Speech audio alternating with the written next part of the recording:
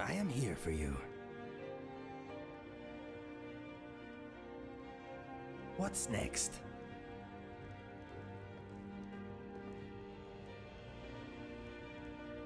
Something on your mind?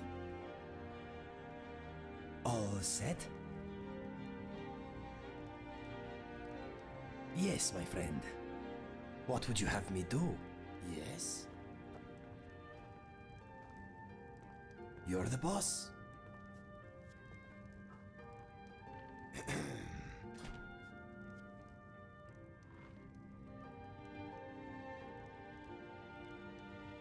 Mm-hmm. What would you have me do? I will aid you if I can. No, I regret I cannot do that.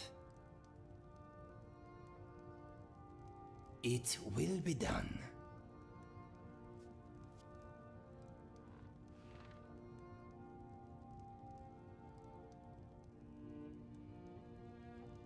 What is on your mind? What would you have me do? Yes? Whatever you say.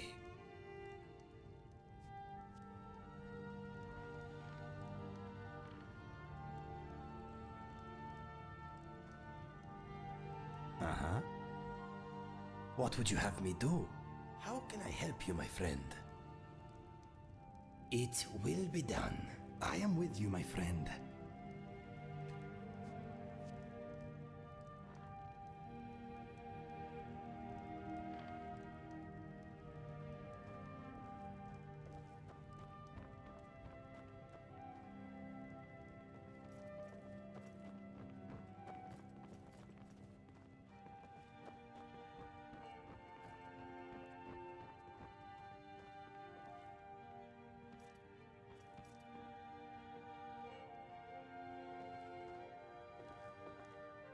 You want to talk? What would you have me do? Yes?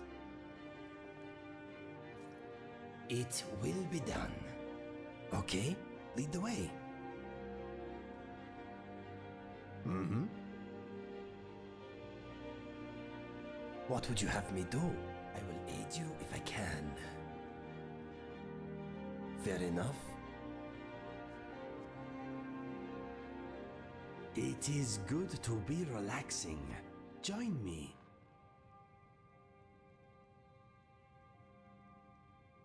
What is on your mind?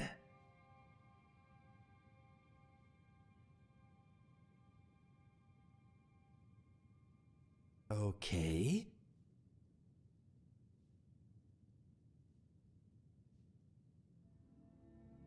I used to, not so much now. When I was a child, it became clear that my unusual appearance would make my life a little harder. But these days, it usually does not bother me. We are all odd in one way or another. I say embrace it.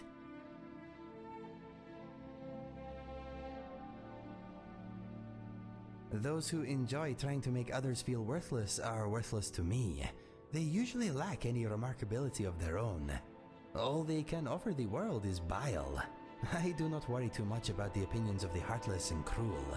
The worst part, the reason I cannot wholly ignore my strangeness, is the reactions from those who do not even know they are reacting. As I am sure you know, how someone appears can largely determine how they are treated by other people. A physically beautiful person usually lives in a world with a great many courtesies and smiles. On the other hand, a seemingly unusual individual often exists in a realm of awkward glances, disdain, and sometimes open hostility. I gain nothing from ignoring this fact. Whenever I notice a negative reaction, I try to bear my uniqueness in mind. Ignorance is regrettable, but it is not a crime. Anyway, I am at peace with my appearance now. I have grown into it. I no longer dwell on what makes me different. But I am aware that I am.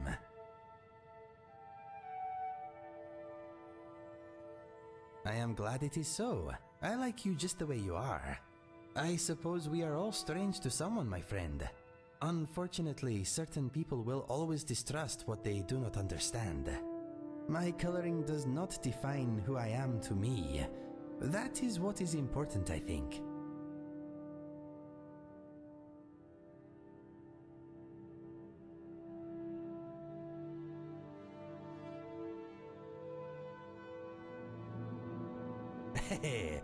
Okay, Smelly. Whatever you say. What do you wish to discuss?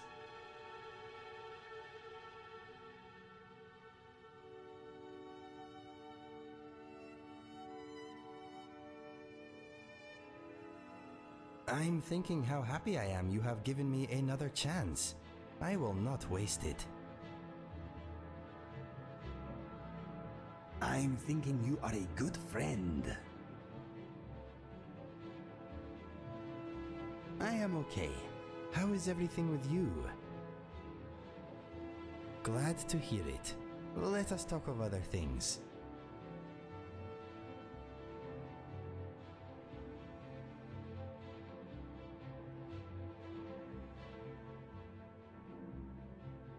Okay, but remember I am not a professional writer. I hope you like it. Inigo the Brave, a tale suitable for any gender and race, at any time. One day, Inigo was walking through his spider farm minding his own business when he smelt something was wrong. His nose was the best in the land, so he followed it to a nearby cave where he found a beautiful woman of unspecified race crying. "What's wrong?" said Inigo. "A smelly troll stole my sister," said the radiant woman. "Can you help me? Please bring her back." Inigo looked into the dark cave, then into the eyes of the woman. "If she's alive, I will save your sister," he said. "Thank you," wept the woman. She kissed him and he entered the cave, bow in hand. He could smell ugly troll everywhere. He soon came to a fork in the tunnel. A little stream ran to the left, and a patch of glowing moss illuminated the way to the right. Left or right? The stream was cold, but Inigo was hardy, and he liked the splashing noises his feet made. He soon found a dead man clutching a note. What do we do? Inigo bravely reached for the note, but as his hand closed around it, the man came alive. He was a zombie. Think fast.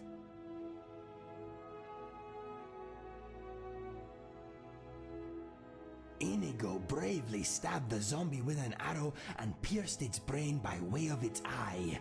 It shuddered and died. Inigo read the note. "I love you. Meet me in the cave at midnight," said the note. It was a woman's writing. Inigo looked up and saw a troll close by.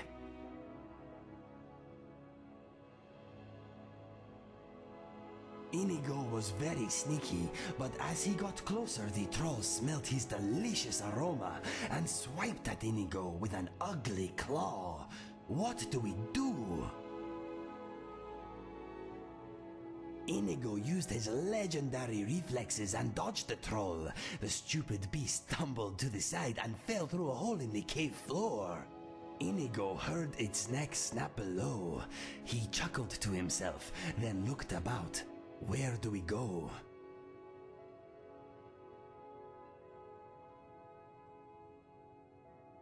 The tunnel grew darker, and Inigo heard himself crunching over dry bones. He smelt blood on the air. Soon he was standing high above a dark cavern. He could hear ugly movement below, and he saw sharp stalactites hanging from the cavern roof. What's the plan?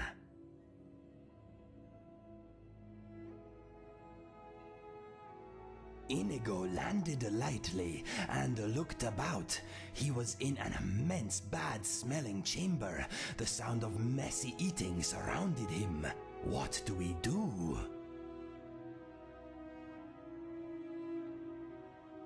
Even in the darkness, Inigo was a great archer, and shortly after he loosed an arrow, he heard a yowl of pain. It was a woman. Around him, trolls advanced out of the dimness. The wounded woman shouted, "Kill the handsome cat! What do we do now?"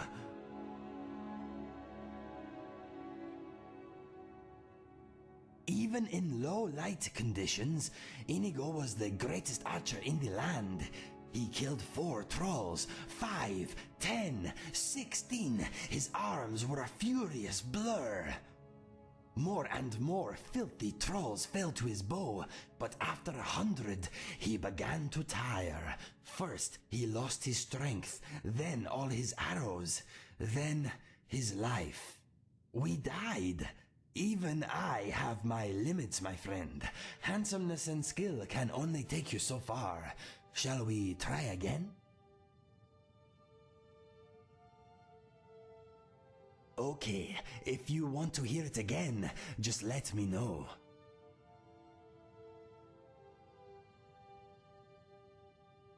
That story is an important part of my history. I do not mind telling it again.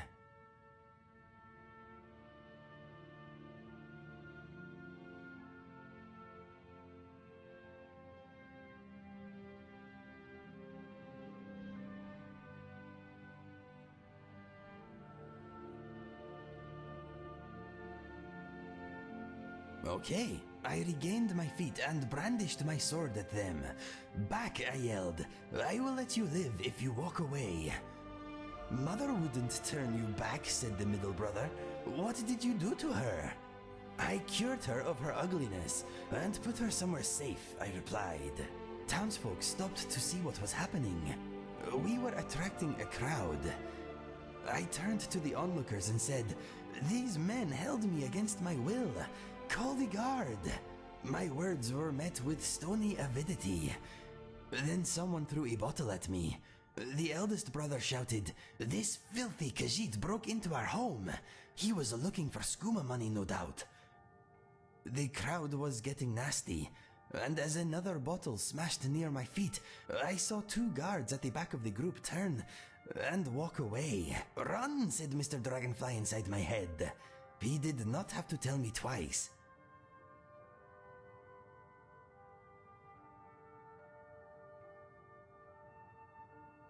The youngest brother took a swipe at me with his sword. I leapt back, overturned the cart of cabbages, and fled. I sped past the graveyard into the marketplace and glanced behind me. I had lost most of the crowd, but the brothers were still on my tail. I rushed through the main gate, out onto the bridge. I was exhausted, but while my legs had been running, Mr. Dragonfly's mind had come up with a plan. As the brothers stepped out of the gate, panting and furious, I walked out onto the ledge to the left before the first stone arch. I sheathed my sword and held out Mr. Dragonfly's jar. "Do you know who this is?" I shouted. "I don't care, all those bugs look the same to me," replied the middle brother. "Stay there, you coward. You're a dead man."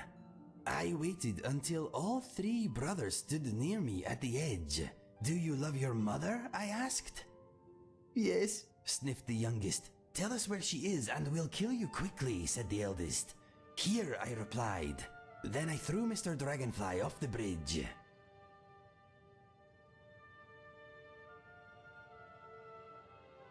The brothers all yelled, "No!" and threw themselves over the edge, trying in vain to catch the jar. If I had carried out the plan 30 feet along the wall, they may have survived, but the icy water they landed in was very shallow. There was quite a mess. For a second, I was worried about Mr. Dragonfly, but then I spotted his jar bobbing in the bloody water. I made my way down to the river and retrieved him. He thanked me, and I asked him again if he wouldn't rather be released. "No," he said. "I will stay in my jar and in your company if that is okay. I have already forgotten my past life, and even the meanings of these words I am saying are beginning to fade." I told him he could stay with me for as long as he wished, then asked what I should call him. "Mother scratched my initials on the lid of my jar," he said. "I no longer know what they mean." "They seem to say Mr. D," I replied. Do you mind if I call you Mr. Dragonfly? He said that was fine. He then said that I would no doubt lose the ability to hear him soon, but so far that has not been the case. Ever since my transformation, I have been able to randomly pick up his thoughts. I can also sometimes understand horses, fleas, and dogs too. Their thoughts are alien and often do not contain words as we know them, but I can usually decipher the overall gist. Mr. Dragonfly's fear about losing his words has also not come to pass. I think our little conversations are good for his mind.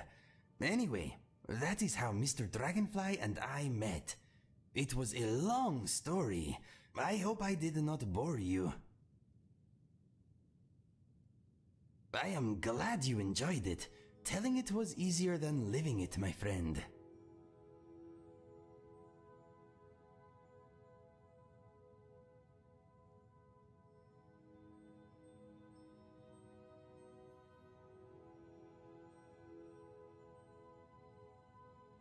I'm thinking you are very good at making things. No, my mind is as empty as a beggar's purse. We should rest while we can. We have to keep our strength up.